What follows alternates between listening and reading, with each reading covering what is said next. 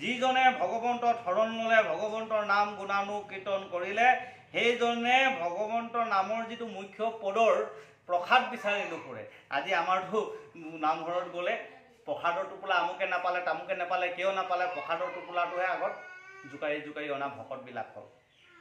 আমি সেইবিলাক বাঞ্ছা কৰিব নালাগিব। কৈছে যে প্ৰসাদৰ মানে কোনো নামাঙে, তেওঁ মানে নিবিচাৰে, হে প্ৰভু আপোনাৰ প্ৰসাদ মোক নালাগে।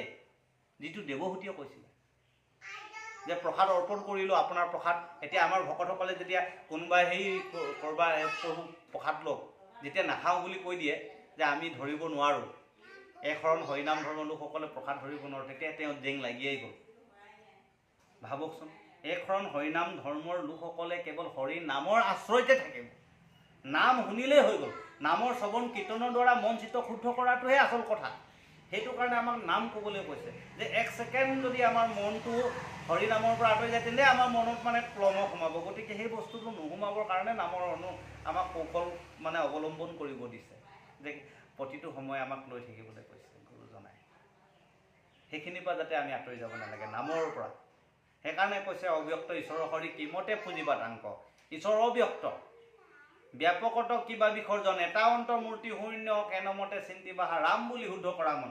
ৰাম বুলি কেলে আমাৰ মনটো শুদ্ধ কৰিবলৈ ক'লে?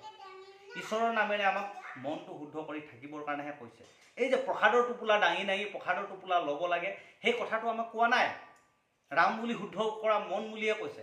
যে নামঘৰৰ বোলে আমুকৰ টোপোলাটো নাপালোঁ, জন্মাষ্টমী হ'ল, জন্মাষ্টমীত মানে হেৰিয়ৰ টোপোলাটো বেছিকৈ লাগে, পকা মিঠৈ টোপোলাটো আমুকে নাপালে, তামুকে নাপালে, আমুক ঘৰত আমুকটা আছিলে, এইখিনিক লৈ লাগি থাকে এতিয়া ভকতৰ মাজত।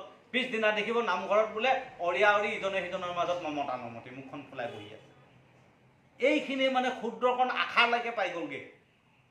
কিন্তু নামৰ কাৰণে ভগৱানে নামঘৰ বনালে, গুৰুজনাই আমাৰ কাৰণে।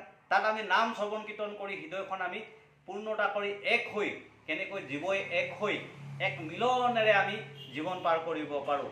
আশা বাঞ্ছা লিপ্সাৰ পৰা আঁতৰি, লোভৰ পৰা আঁতৰি, মোহৰ পৰা আঁতৰি এক ঈশ্বৰ নামেৰে আমি কেনেকৈ ভকতিৰ সাগৰখন পাৰ কৰিব পাৰোঁ, সেই কথাহে কৈছিলে। কিন্তু এতিয়া যে নামঘৰত গৈ পেলাই পকা মিঠৈ টোপোলাটোৰ কাৰণে কাজিয়া, মাহ প্ৰসাদৰ কাৰণে কাজিয়া, পিছদিনাখন দেখিব সম্পাদকৰ লগত নামাতে, সভাপতিৰ লগত নমতা নমতি হৈ গ'ল। ক'ত পাই গ'লগৈ? ক্ষুদ্ৰকণ আশা কৰি, ক্ষুদ্ৰহু আশাকো ক্ষুদ্ৰ সেইবহু আশা কৰি ভৱ কূপেদিব আছে।